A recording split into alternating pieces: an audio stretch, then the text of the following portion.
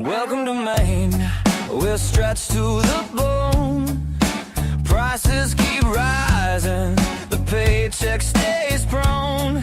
Inflation keeps knocking, won't leave us alone. They're selling the lie, groceries climbing, the gas tank is low. The bill's hitting harder than snow, but silence still blankets the truth. Where does it go? They're selling the lie.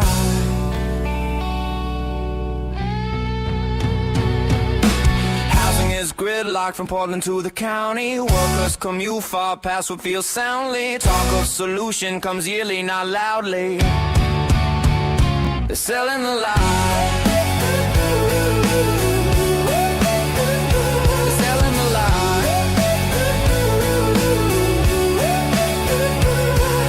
Say every voice counts, but watch who gets lifted. Some stories vanish, some get the spotlight shifted. Depends on what trends and what keeps them gifted. They're selling the lie.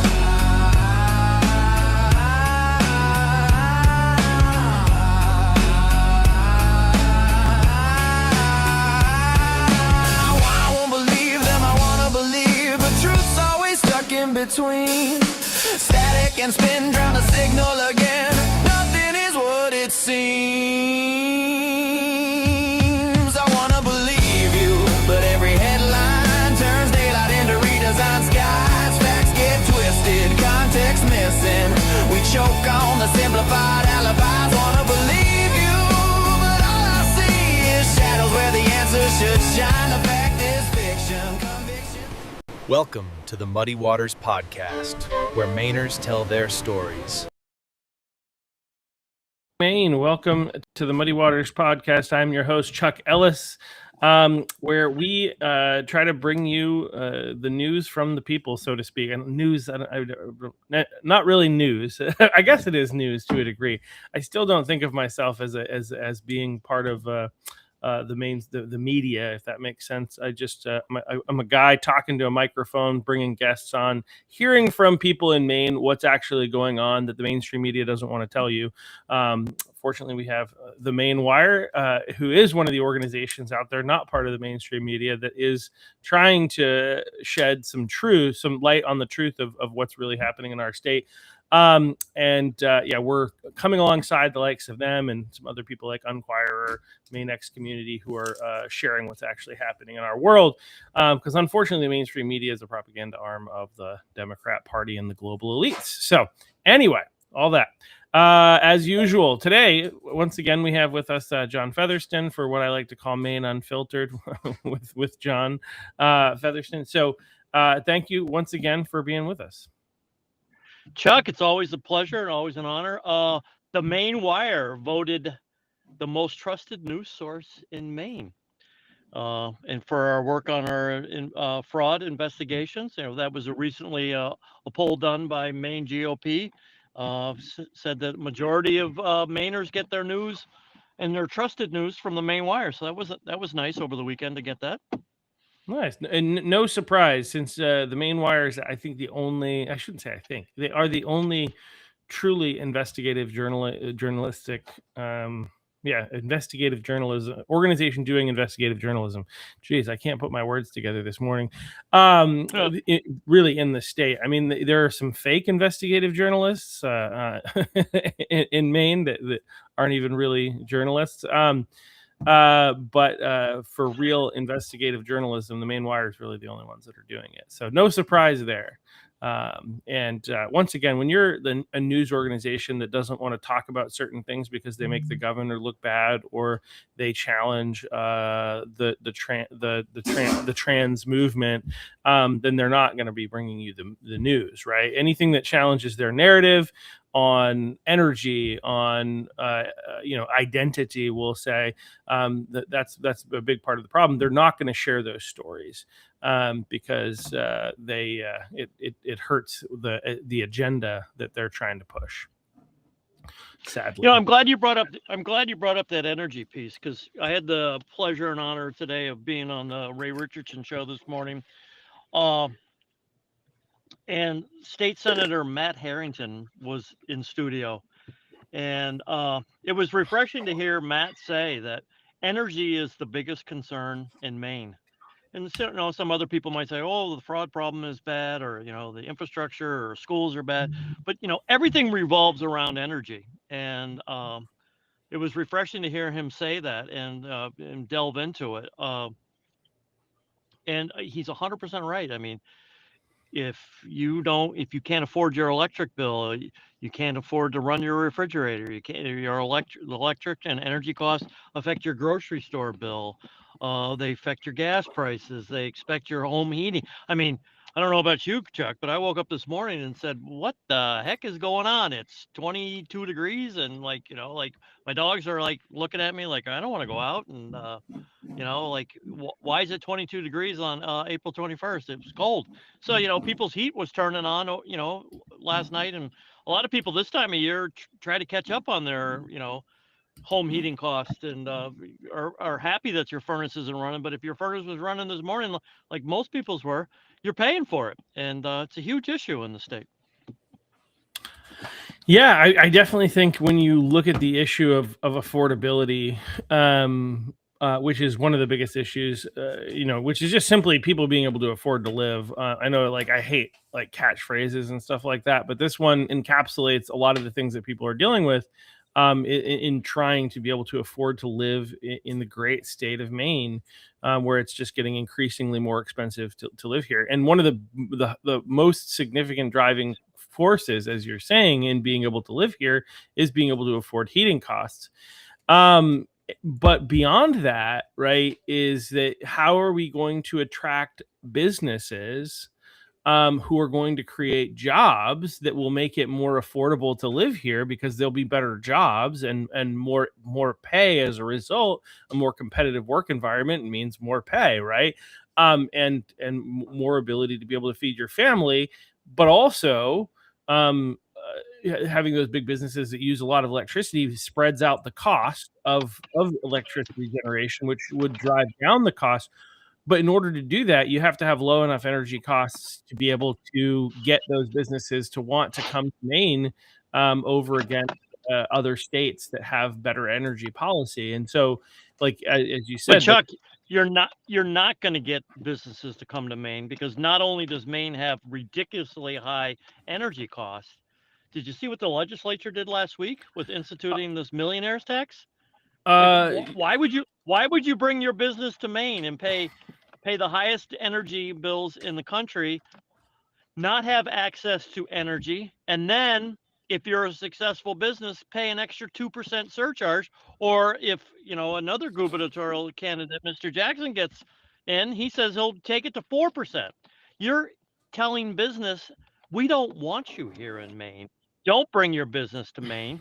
And meanwhile, New Hampshire's going, come on down, open your business in Maine. And more importantly, do your shopping in New Hampshire, because, you can buy a coffee maker that's not banned in New Hampshire that you can't buy in Maine. So, I mean, I don't understand how you can encourage businesses to leave Maine in so many different ways, with energy costs, with payroll costs, with minimum wage in Portland. I mean, it's going to be crippling to people. And now you're going to put an extra millionaire's tax on a successful restaurant or a successful business.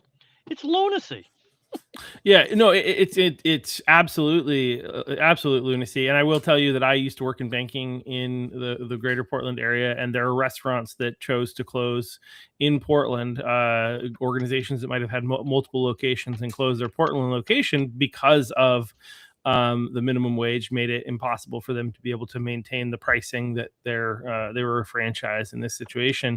But the pricing that they kind of had to do, and so they moved out of there and didn't open another store. They had others in the area anyway, but this person did open something in New Hampshire, right? So this is not a pretend scenario. This is a real scenario that happened. But when you said, did you see what they did in Augusta? I thought you were going to talk about how they, we already make it so that why would anybody want to come here? But then somebody does want to come here for whatever reason. I don't know, but a data center wanted to come to Maine, and we passed legislation effectively banning data centers. I don't know if it's permanent. I don't know what the exact details on that, but they basically It's passed an some. 18 month moratorium so that they can study it. But I was in Lewiston and covered it when Lewiston had the opportunity to bring a data center to one of their empty mill buildings. And I wasn't in the executive sessions that they had, but from a public appearance, they shut this place down from the get-go. Like Yeah. we and if nothing else, you negotiate and say, hey, listen, you want to bring a data center here and you're going to use our water and you're going to use our energy. We're going to need X, Y, and Z for my community. I need a school. I need a police, a fire station, a police station. I need police cruisers. I need a fire truck. And people go, what are you talking about? Well, because you negotiate that stuff. A fire truck nowadays is $1 million, so you negotiate it and say, hey, listen, hey, if you want to bring this and you're going to be an impact on our community, you're going to fix our roads, you're going to fix our schools. You can negotiate this stuff. Data centers have a lot of money. They have more money than you and I can even fathom they have. And for immediately to say, we don't want you with no negotiation, I think is very short-sighted.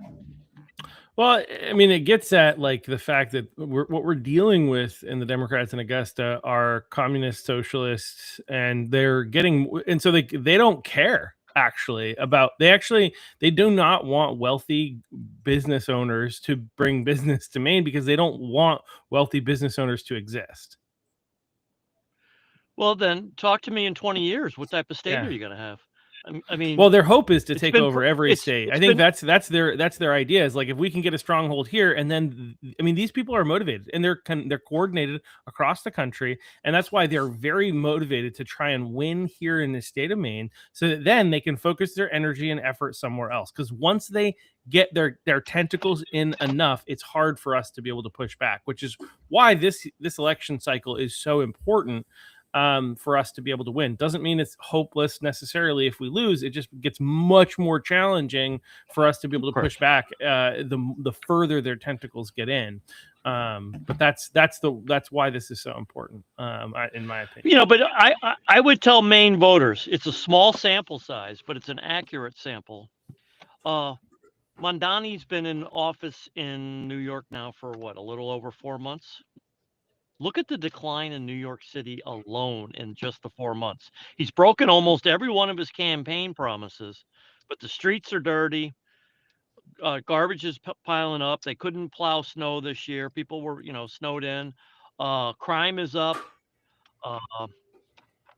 Is that what you want in Maine? Because that's what you're going to get if you're going to go towards this new, the Democrat Party that, your grandfather or your father or your friends were, that Democrat Party doesn't exist. And Graham Plattner even said it himself Saturday night when he had Elizabeth Warren with him in Portland. Now think about that optic. A fake Indian who's screaming all night long on a stage with a guy that has a Nazi tattoo talking about how he's going to go to Washington, D.C. to clean up fraud and corruption. But sitting right behind him as he's saying all this is State Rep Decca DeLocke, the poster child for fraud in Maine. Like, you're not going to clean up fraud and corruption. You're going to continue to have it fester and grow. But my point is Plattner said we have to look at what type of Democrats that we're going to elect. And that was a shot at the Democrat establishment party, your grandparents' Democrat Party, your parents' Democrat Party, because they don't want to be that party anymore. They want to be this radical Democrat, socialist, Mondani type of, Bernie Sanders type of thing. And included these Democrat socialists. Your agenda only works if there's money. And if there's no money, society collapses. So, people say, oh, Graham Plattner is the future of, the party and the future, and he's going to go down to Washington, D.C. and he's going to take on Trump. Well, there's 100 current senators in Washington. Which one of them's taking on Trump today? Like, that's not what United States senators do. That's not their job. That's not their role. So if you really believe that a man with no political experience and a questionable background with questionable comments is going to be the guy that's going to figure out how to do what nobody's been able to do in 250 years? Okay, good luck with that, because it's not going to happen. And people better be careful what they wish for. They might just get it. Yeah, it is dangerous, to, like, as you said, be careful what you wish for, because like what Graham Plattner brings to the table is very bad for America, very bad for the state of Maine. Like it's really like I have a hard time still fathoming how we got to this place where I remember watching movies, or actually not just movies, but Seinfeld, right? And I remember like they would run into people who would call themselves communists, and it was like, I think this is in like the early 90s, right? And anybody who was openly a communist was like looked down upon by society, right? Like, and I think that's been the case largely in America ever since, like, from the Cold War on, right? But now it's becoming popular, and it's frightening. So, but anyway, it's becoming popular for an interesting angle, because people are mad, and they should be mad. Yeah. People don't, this is going to be the first generation in American history, sadly, where your children's generation is not going to do better than your generation did. So people are mad. People don't have money. People are frustrated by healthcare costs. People are frustrated when they go to the grocery store. People are frustrated when they get their energy bill. But in Maine, you have to take a step back and go, it's easy to say, well, it's all Donald Trump's fault.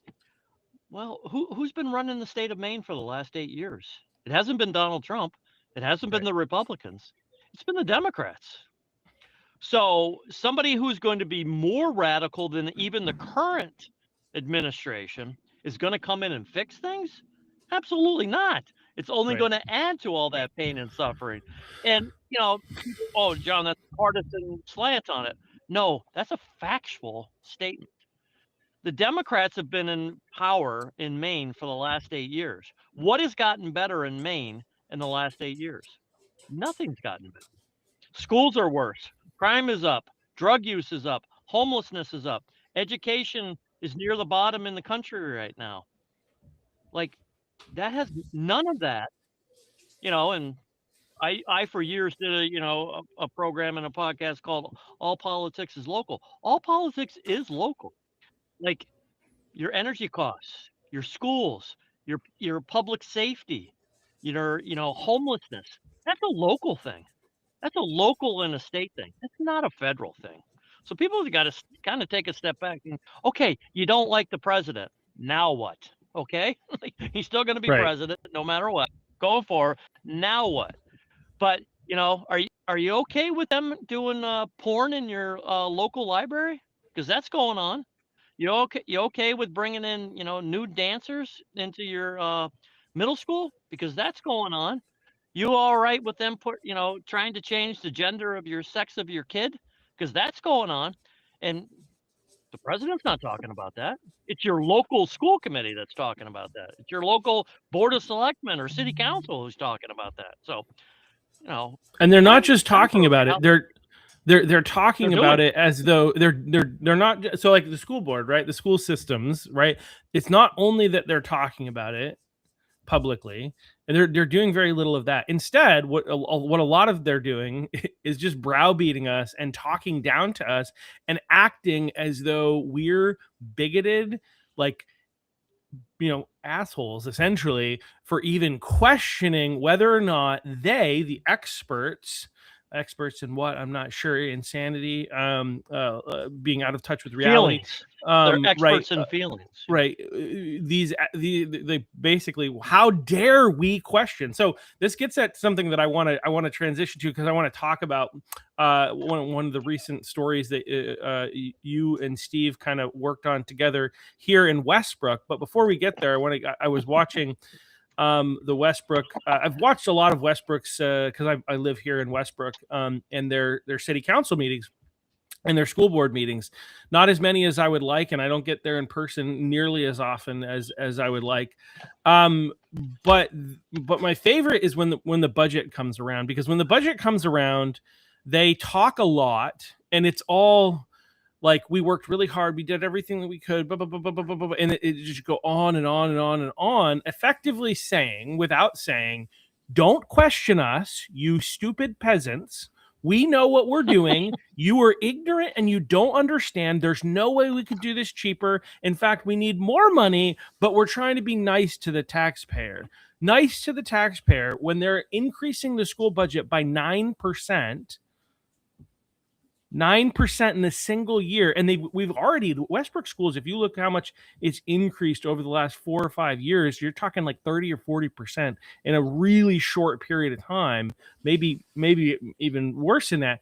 And they're browbeating us on how well they do at making sure they're spending our tax dollars wisely. And in fact, they say they don't really talk a lot about the taxpayer. They basically talk down even to the taxpayer in their presentation, effectively suggesting that you shouldn't really have a say here. We're required to provide an appropriate education, and we, the evolved school board members and city council and superintendent, are the ones who know what that is. So you really don't have a choice. So just sit back, enjoy the tax hike, and deal with the fact that Westbrook is in is going to increase your taxes substantially once again, and very little pushback from anybody on the school board or the city council. There are a couple of people on each one of those that do push back a little bit, but they're outnumbered. But that's what we get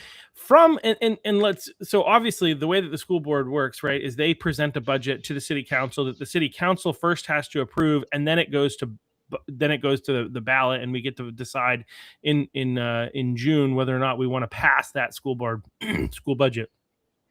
Right. So the city council approves this, but the city council has a track record of approving things that maybe aren't in the best interest of the Westbrook taxpayer. And I thought you might want to share a little bit about your investigations with Steve into the was it $50 million investment? I don't know how much the Westbrook had to contribute to it, but a lot here in Westbrook. It was mind-boggling. Steve had told me about this. We were actually in Gorham doing some of our home healthcare fraud, autism, special needs type homes, and Steve is like, "Yeah, hey, since we've got some time, let's go to Westbrook." And I'm like, "What the heck what are we going to?" And you go to this beautiful, and I do stress the word beautiful, building in downtown Westbrook, and it's a vertical grow. And I'm, what are you talking about? So we're standing outside, and I'll get you maybe some of the video, Chuck. And we're poking in, and state-of-the-art facility. I mean, it's got this conveyor belt that must cost millions of dollars. And like I said, beautiful glass building, professionally landscaped on the outside. Place looks like it's brand new, like not like they've never done any work in there. And the building's 3 years old. And it's what they do is it's a vertical grow where they grow produce vertically, no dirt, conveyor belts going up and down through, the sun-filled windows, and they're growing lettuce there and everything. Well, you come to find they're involved in multiple lawsuits. They're not producing any vegetables. The premise was sold to the people of Westbrook that individuals with special needs would predominantly be the employees there. This is an effort funded by the Biden administration to, the tune of $50+ million. And this place is just a scam. It's a racket. They're not doing anything there. They're not producing anything there. So eventually, when this place goes out of business, what's Westbrook going to do? They've already not paid their taxes on the building. So what's Westbrook City Council going to do? A tax lien on them and take the building? They don't want that building. They'll never be able to do anything with it. So once again, it's, like feel good legislation, feel good, like, oh, well, we're going to do, this grow vegetables and do them with special needs people. And, the world will just be a better place because of it. No, the taxpayers are paying for a $50 million boondoggle on top of, more fraud in the state. It's just another example of like no checks and balances. The Biden administration was, drunk with power and drunk with their spending. And you, the Westbrook resident, Chuck, you're paying for it. Right. I mean, because they're not paying their taxes and they know that they're not going to get those taxes, and the town still needs to spend money. And so they've got to overtax they've got to overtax other people in order to make up for it. And like, it's something that was sold to the Westbrook people. And there was actually a huge effort, a grassroots effort by people in Westbrook to push back against this. And I think if you had taken it to a vote of the people of Westbrook, they would have voted against it. Right. But the problem is, like, the people of Westbrook are unfortunately, and I think this is by design, and this is why I talk about what we do with this podcast, right, is trying to let people know about what's happening in your backyard, because the mainstream media wants you to be focused, as we've said, on what Donald Trump is doing, not what's happening in your backyard. I didn't exist when this was initially starting, but your local newspapers have largely disappeared. They were bought up by Soros, right? And initially with this promise of like the Portland Press Herald basically bought them and said, we're going to maintain them at the same level, just not be under local leadership, ownership or whatever. And then eventually they basically like consolidated all the employees, and now they largely don't exist. And they're only going to push, again, a Soros funded newspaper is only going to push an agenda that is in line with that. And so you have very few people that are actually talking about what's really happening and what the people really care about, unfortunately, especially at the time. But the people were against this. There was a whole push, partly because what this replaced was a very highly used and appreciated downtown parking, especially for older people. And they tried to sell it as, oh, well, there's a parking garage element. But a lot of your elderly people who go to church locally or do other things in that downtown area feel very uncomfortable in a parking garage. But also, like, why is it so important for you to bring this in here? And we just kept hearing about this state of the art, this new form of like this greenhouse that's going to help the people of Westbrook. And here we are, however many years later, however much money I'm sure we contributed something here at Westbrook. I don't have the details. But regardless, we allowed this monstrosity to be built. They're not paying taxes. They're not producing anything. They're not delivering on anything that they said that they were going to bring to the table. But we've got this really cool, nice looking building in downtown Westbrook doing nothing. While the people who approved that browbeat us on how they actually know best, and why would we even ever dare question them on any decisions that they make. It's my favorite. But going back to like what part of what I was trying to, I didn't land the plane on this point, but like part of the problem is the people of Westbrook, if they had a chance to vote on this, they would have voted against it, right? Mm-hmm. But when they vote for who's going to be their representatives, like they don't know who the options are. Like they don't know who the city councilors are. They don't know. And if they do, Westbrook is a heavily Democrat leaning area, and the Democrats largely control like from a 2-to-1 Democrat to Republican. We're not as bad as Portland, but we're trending in that direction. You're working on it. Yeah. And so like, because of that, if people did know party affiliation, they would just vote according to party affiliation. And so regardless of the fact that, what a lot of what you're doing when it deals with the city, it's not directly connected to most of what people think of when they think of party affiliation, because the stuff that's happening locally isn't as political. It shouldn't be as political as what's going on in Augusta. It should be. We have to make sure the sewer system's working. We make sure if trash is included, whatever. Like these are the things that the roads that they're responsible for are. The lights are doing well. Education is doing well. The police department, fire department, all that kind of stuff. The infrastructure that we need for the town to function, right? But then the other nonsense like this comes in. And again, the people of Westbrook don't know anything, but they have, the the Democrat representative telling them this is the person that they need, and they're just uninformed. And it's unfortunate, but it's one of the things that we need to combat in our state. Well, Chuck, you touched on it a little bit before. COVID killed the local newspaper. And they were dying anyway, but COVID was the final death blow. And now look at what has happened, because I was a selectman in Massachusetts for a long, long time, and there wasn't a single meeting I ever was at or chaired or took or participated in where there wasn't a reporter in the room. And listen, you know me, I'm pretty outspoken. I wouldn't say anything different or do anything different if there was a reporter or there wasn't a reporter in the room. But what that did was it informed the public of what happened that night. Now you don't have that anymore. And, granted, people are busy, people consume, media differently, but a local newspaper is like a locked door. A locked door only keeps an honest person honest. It doesn't stop a criminal, Right. If you're going to break in, you're going to break in no matter what. But a locked door does keep an honest person honest. And a local newspaper used to keep your local officials accountable. You don't have that anymore now. You don't have that transparency. And people say, well, they broadcast their meetings on YouTube. Well, okay, but are you watching them? Are you consuming them? Are you going to them?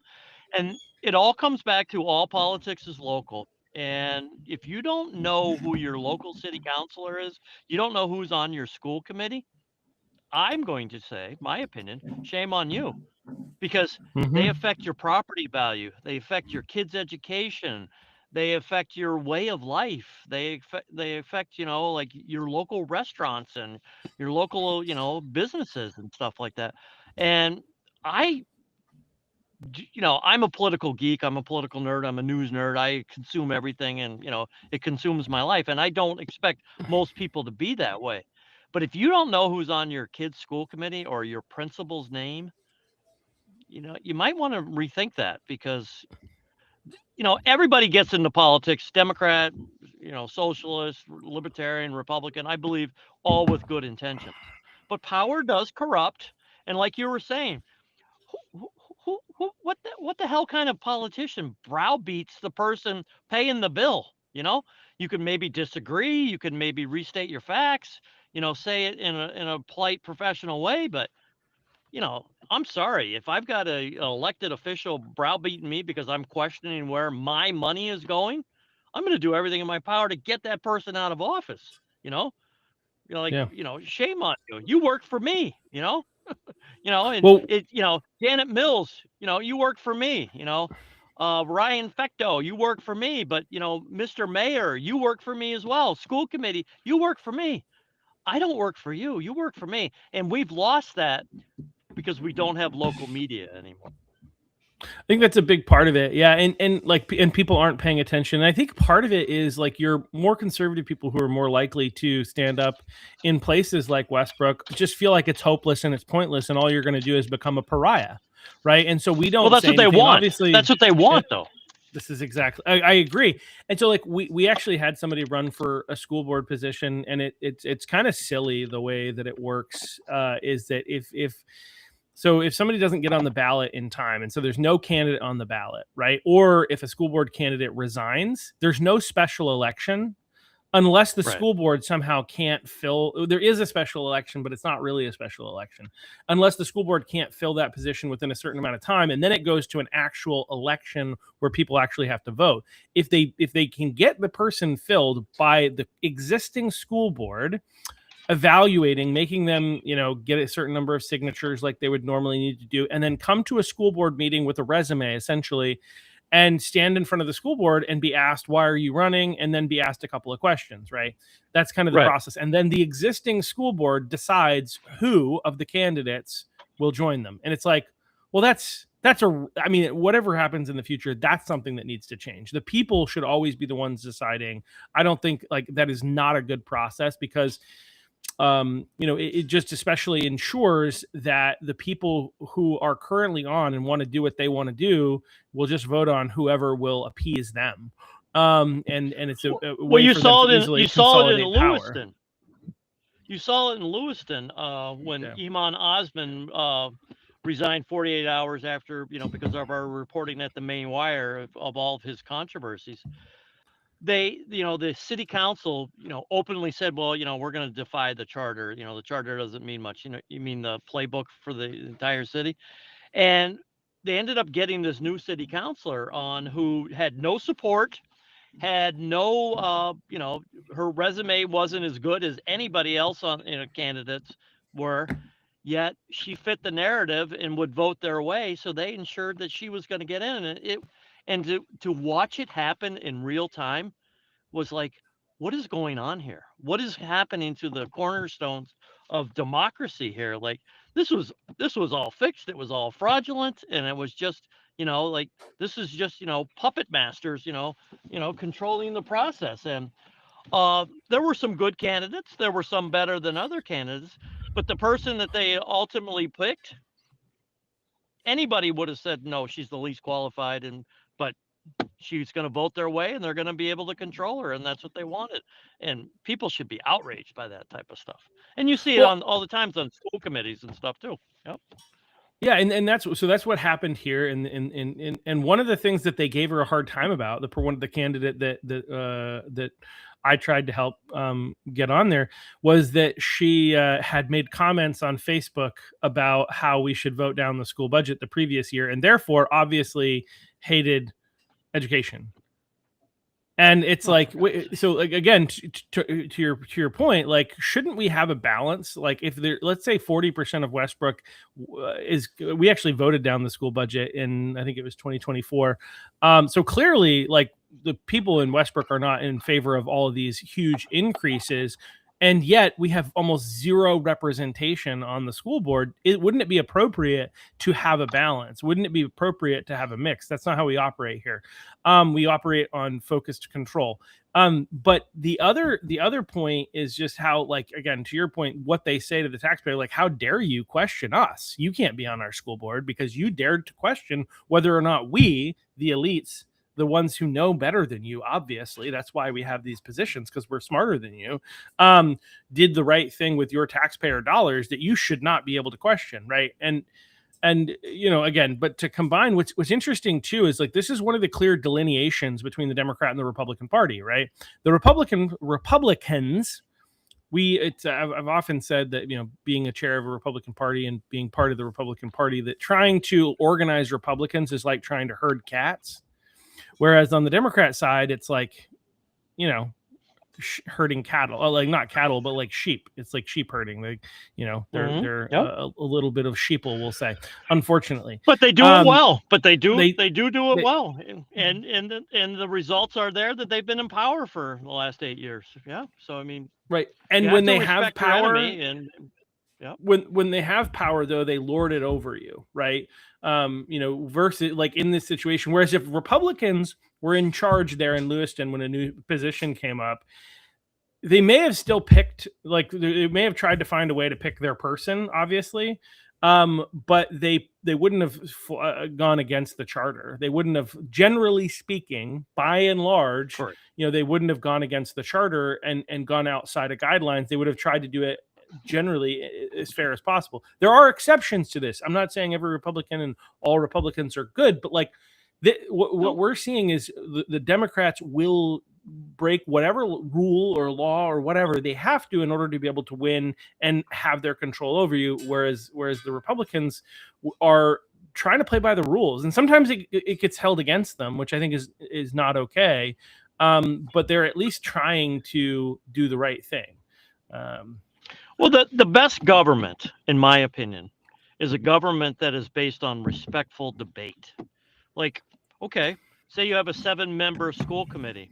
Okay, if you got 4 Democrats and 3 Republicans, that's probably a good school committee. Or vice versa, 4 Republicans and 3 Democrats. You're probably getting some good dialogue. You're probably getting some good curriculum out of it. You're probably getting some wise spending out of it. But when your school board is, 7-0 Democrat socialist, then you're getting Democrat socialism. This country was based on, productive and respectful debate. You don't have that any longer. And Republicans, if they want to save Massachusetts, if they want to save Maine, if Republicans want to save Maine, you don't want to just send a Republican who's a Republican. You got to send a Republican who's got the ability to take scrutiny. A Republican who will be willing to live on their own island for a while, but eventually be able to prove to everybody that they were correct. Because what I see in Maine is Republicans have lost the ability to win anymore because they don't want to fight anymore. And if you lose your will to fight, and when I say fight, I don't talk about like fighting like Elizabeth Warren. I'm going to fight for you and I'm going to yell and I'm going to scream. No, you don't compromise your values. You don't compromise your position. You don't compromise your integrity. You hold fast. And, maybe the first time you vote on something, you lose 6-1. Then you try to work on, convincing one other person. Like what just happened up in Augusta with them passing this supplemental bill. It was so frustrating for me on so many different levels because it didn't pass the House. I think it passed the House by like 3 votes. And if the Republicans would have worked to get maybe those 3 votes to go their way, we wouldn't have this budget now. And, there used to be a time when you would spend all of your time trying to get those 3 votes. And now it's like, well, we're not in the majority. There's nothing we can do. And there's nothing, so it's almost like you give up. And, if you give up, it's only going to get worse. So I'm all for electing Republicans, but you got to elect a Republican with a thick skin, because you see it all the time. They're a Republican. Oh, but I'm going to vote this way. Like, did you see what happened in the United States? Senate, the United States Senate. I mean, you had Republicans saying, the president wants to deport, the Haitians and remove their protective status. And, it's been proven that, that a lot of them are on government benefits and not producing, for the American dream here.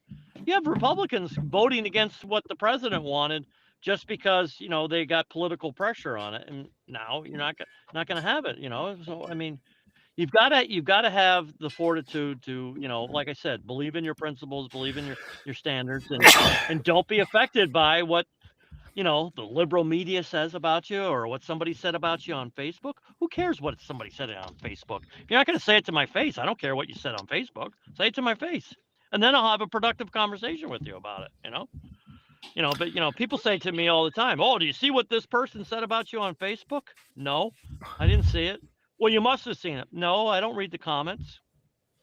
But if somebody wants to sit down and have a cup of coffee with me and tell me why they think I'm an awful, terrible human being or a terrible reporter, I'll even buy the coffee. Like, all right, let's go. But I'm not going to read your Facebook comments. No, I don't have enough time in my life to do that. So. Yeah, well, 2 things that I would say is, like, number one, if you're going to get in politics, you better have thick skin, and you just got to be able to deal with it. There's a difference between being a bit tactical and knowing what district you live in how you communicate and all that other kind of stuff, and being soft and bending over backwards and giving in. There's a school district in Cumberland County where we have, I think the voter is more conservative than liberal, right? But there is only one conservative. Well, technically there's 2. This is where the story gets exactly what you're talking about. There are technically 2 conservatives that are on the school board. For a long time, there was just one. And then another person who came out to Republican events to get support from Republicans so that he could get elected. He came out. And then he got elected, and then as soon as he was elected, he just fell in line. The one Republican who's been on there for a while, she is very comfortable, just like calling out the nonsense. and was hopeful to have a teammate in this fight. But as soon as this other person got elected, they just cowed and caved to the Democrat. Again, if you believe the nonsense that school boards and city councils are nonpartisan, I've got some oceanfront property to sell you in Colorado. You're silly is the short version. But the claim here was was that this person was going to be a conservative, but he didn't have that. He didn't have the backbone. But my point is, it's pressure from the school board and from the activists, not from the actual voters in the state of Maine, because in that district, because the district is more conservative. And so even in a situation where we had the majority of people behind us, we couldn't get the school board member to follow the principles that he supposedly has. It looks like we have lost Jon. We'll see if he can get back on real quick, but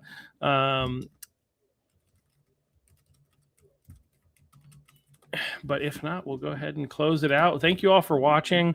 I got some comments from David Arthur K about Featherston is a wise man, and I would agree with that assessment. But ultimately, this is where if you're out there, if you're a Republican, you're running for office, you're considering a run for office, you got to go into this with your eyes wide open and know that it's going to be difficult, but you better have thick skin, as Jon was mentioning. It looks like he is back. So let me get him back in the room. There you go. So I was hacked. Yeah. There's a lot of that going around, actually. Yeah. But yeah. So I was just finishing the comment about a school board situation where most of the populace is conservative. We have two people, one who's an actual conservative willing to speak up, one who, as soon as he got elected, basically caved to the pressure. Have you been following the Augusta School Board? Can you hear me? Have you been following the Augusta School Board? Yeah, there's one conservative on the board there, and the rest of the school committee is just awful to him. Awful to him. Like I wouldn't treat my worst enemy the way they treat this poor man up there in Augusta, and and to his credit, he comes back at every meeting and keeps fighting. But I mean, it's just. Like, really? I mean, like, this guy's just trying to do a public service, and people are horrible to him. So it's very admirable how he sticks to it. Yeah, James Orr, I think, if I'm not mistaken, is the name of the school board member, and he's been great. I actually had him on the podcast. I think he was one of the first, if not the first, school board member that I had come on the podcast a year and a half ago, I guess. Yeah, it would have been January, right after is the day I got back from visiting my wife in Kenya. I came and I had a 2-hour conversation with him before having an hour and a half podcast. But he's a really great guy and speaking up for the conservatives in his district and really for common sense and reason. And that is, so there are two school boards that I think are some of the worst in the state. And they're ones that I think should have more representation from conservatives if conservatives would be less afraid. One is the Augusta School District. The other one is the Gardner School District, which I think is pretty close to being conservative, having a conservative majority at this point in Gardner. But both of those are some of the worst run school boards that I've ever seen. I've seen some school boards that have like a liberal majority, and yet there's still a degree of decorum from the liberals, and in these two places, they don't care. They are just, angry, and they will, really say basically just about anything and do just about anything inappropriate, in my opinion. When education was working best in this country, your school boards were nonpartisan. Because the only partisan thing was supposed to be the children. So the fact that now that school boards and school committees have become politicized is the reason why we're no longer the leading in education. We're down towards the bottom on education. Like we stopped caring about kids. And we put, ideology in front of children, and the results speak for themselves now. Now it's more expensive, and kids aren't learning. What is it? A quarter of third graders in Maine aren't reading at third grade level. A quarter. Okay, I bet you it's probably even higher than that. And how is that acceptable? How are we passing kids now? New Mainers. They're not learning because of educational opportunities, but we're passing them on to the next grade. And people say, "Oh, isn't that great?" No, it's not great. Because give them the education that they deserve. If you're going to be an American, you deserve a quality education. That's the foundation of America, is a quality education. Passing a kid to the next grade just to keep the train moving, that doesn't do anybody any good. You're just dumbing down society. You're diluting education, and shame on any school district that does it. If you make the case to me, hey, we need more money because our kids aren't reading, and you aren't reading at the proper level, and you roll out a program, I'd be the first one to say, okay, let's do that. But that's not what they're doing. That's not what they're doing. Because when was the last time you watched the school committee meeting, Chuck, and they talked about reading, writing, or arithmetic? Probably been a long time. Yeah. But let's talk about flags. Let's talk about gender. Let's talk about furries. Let's talk about feelings. No, let's talk about, education. How are kids doing in math? How are kids doing in reading and writing? Probably not good. Well, John, you just don't understand all the challenges that the schools face. I know. And if you understood, you knew what these school boards know, you'd know that's that. Yeah, I know. Yep, it's all my fault. All my fault. Yep. Oh. Yeah, my mic turned off for a second. But yeah, it's preposterous. Yeah, it's so tiring to pay attention to listen to liberals talk at this point, unfortunately. And yeah, we need to get back and focus on the things that really matter, are really important. And one of the other things that I'm reticent to talk about, but I also want to talk about because I've when it comes to at the very least Westbrook's school district, there are supposedly 60% of the kids that are in the school are in poverty, but only 60%. 60%, only 8% of Westbrook's population lives in poverty. And I think there's something happening. Oh no, that's not fuzzy math. It's we've attracted intentionally a bunch of new Mainers, quote unquote, and they're all living in poverty. And so now they're using that as their excuse for why they have to. Westbrook has 20%, 27% of the population is special ed, which is I think 6 or 7% higher, which is really 33% higher if you think about it from that perspective. 21% statewide, 27% in Westbrook, 13 or 14% nationwide. And the argument is because, there's more poverty, therefore there's more kids that are in need of special ed. But this is part of their argument for why they need to charge so much in taxes to be able to cover for it. Because of the fact that we've got so much poverty, because of the fact that we've got so many kids that are in special ed, therefore we have these mandated required expenses that we have to do. We need 9 vice principals for five schools. For instance, and it doesn't make sense, right? But it's because of the complexity that's there, and it's hold on a second. So somehow Westbrook has attracted a bunch of people who are not from Maine, and the Maine taxpayer who's been living in Westbrook for their life, and they're the retirees in particular, they are going to have to foot the bill for bringing in a bunch of people who don't know the English language and have to learn the English language, and the amount of money that they have to pay ELL teachers to be able to do this. And somehow they're getting so many kids classified as special ed, which is more expensive, but allows them to tap into more state and federal dollars and stuff like that, or at least temporarily. And they talked also a lot about, not to beat the dead bush, the dead, not dead, that dead horse of Westbrook schools, but like this is just the thing that's like really been chapping my ass recently. It's like just listening to them condescend and demean anybody who would dare question them just really got me going. But there are these interesting elements, and I think that there are a lot of people in Maine that are unwilling to talk about it because they're afraid of being called a racist. Yep. But the reality is a significant portion of the reason the increasing cost of the rise in education here in Westbrook is new Mainers. And absolutely. the fact that they've intentionally tried to attract non-citizens who came here, what I call less than legally. Either they crossed over the border illegally and then claimed asylum, or they came in through a quote unquote legal port of entry and claimed asylum. But when you come into the country through a legal port of entry, but you lie to customs, saying that you're just here for vacation or you're here for whatever, and you're really here to claim asylum, I